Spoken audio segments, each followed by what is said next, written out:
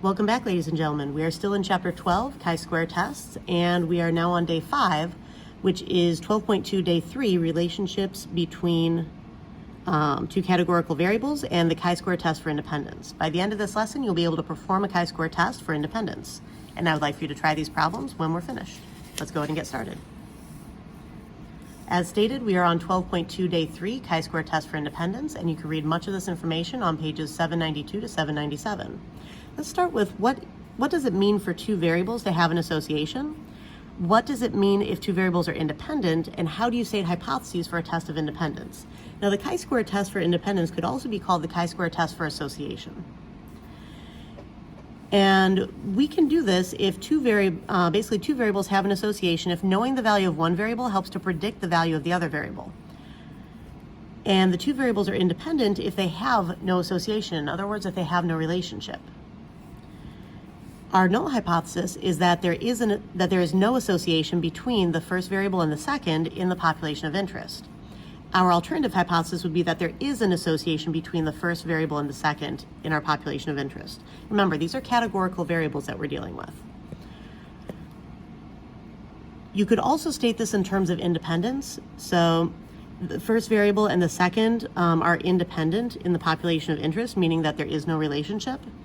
And then for our alternative hypothesis, we would say that the first variable and the second are not independent in the population of interest. So that's an alternative way to actually state these hypotheses.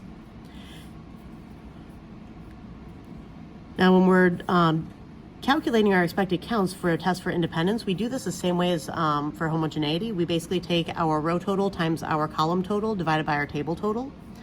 And the test statistic and degrees of freedom are also calculated the same way.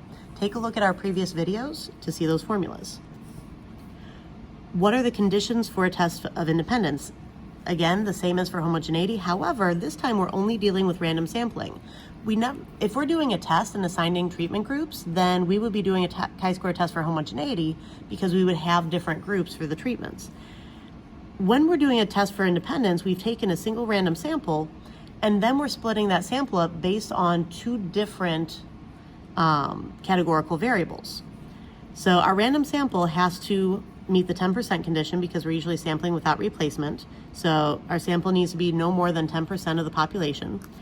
And for large counts, we're still checking to make sure that our expected counts are at least 5. Let's go ahead and take a look at how all this works in our example. So our example says a recent poll conducted by the Pew Research Center asked a random sample of 1,846 internet users if they do any of their banking online. The table summarizes their responses by age. Is there convincing evidence of an association between age and use of online banking for internet users? All right, so I have different age groups, so 18 to 29, 30 to 49, 50 to 69, and then 65 plus. And then whether they bank online or not. All right, so for our statement, our null hypothesis would be that there is no association, so no relationship between age and online banking use for internet users. Our alternative hypothesis would be that there is an association, there is a relationship between age and online banking use for internet users. Now remember, no association means that one variable doesn't change with the other, while having an association means that one variable is changing with the other. There is a difference between things. Now for our plan, we're going to do a chi-square test for association, or you could say a chi-square test for independence. I wrote both here so that you can see that both are valid. For the random condition, a random sample was taken, so that checks out. Our 10% condition, because we sampled without replacement, 1,846 is less than 10% of all internet users. And our large counts condition, all expected counts are at least 5, and I have my expected counts over here. Now you can either take your row total times your column total divided by your table total, so 1,088 times 395 divided by 1,846 would equal 232.81, or you can do what I did and enter your values into the matrices. So if I hit second and then my inverse of x to get to matrix, I'm going to go over to edit, and I'm going to, this is a 2 by 4 table. We always ignore the total row and column. So 2 by 4.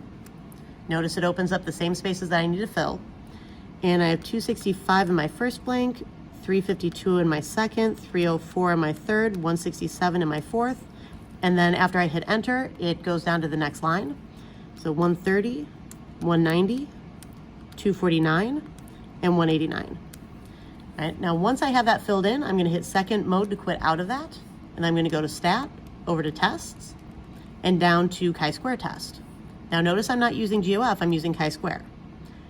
All right, hit enter, my observed counts are in A, it's going to calculate my expected counts from A and B, and if I go down to calculate, I have my chi-square test statistic and my p-value, my degrees of freedom. Now I'll come back to this here in a moment. I'm gonna hit second inverse of X again to get to matrix, and I'm gonna go over to edit on matrix B, and now I can actually read off all of my expected counts. Right? This is how I made this table. And notice that I identified which parts of this table this applied to. If you have space within the table up here, you could just write down your expected counts next to these and circle them, but I don't have enough space within my table to do that, so I had to create a whole new table. Now, you could also list these out in the order that they would appear in, going across the first row and then down to the second. And you just have to identify the expected counts so that we can verify that they're all at least 5. Now, once you have your conditions met, then we go on to our do step.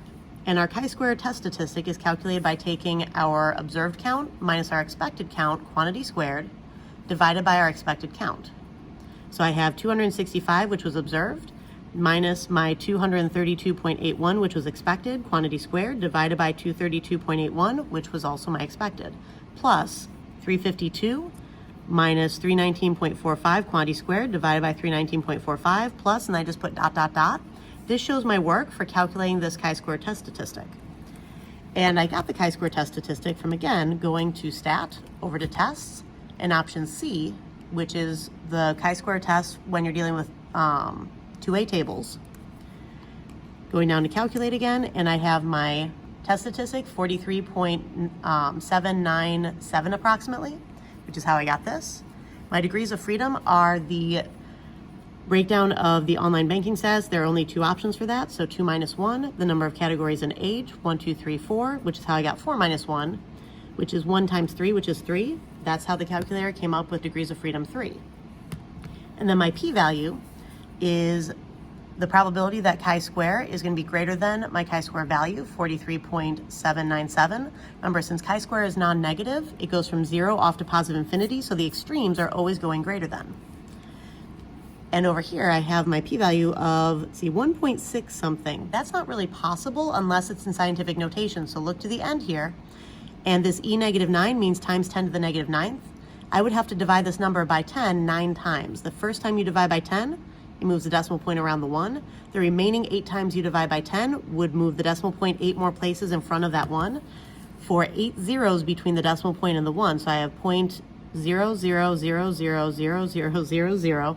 I actually end up counting those out to make sure that I have 8 of them, and then 1, 6, and I rounded the second 6 up to a 7.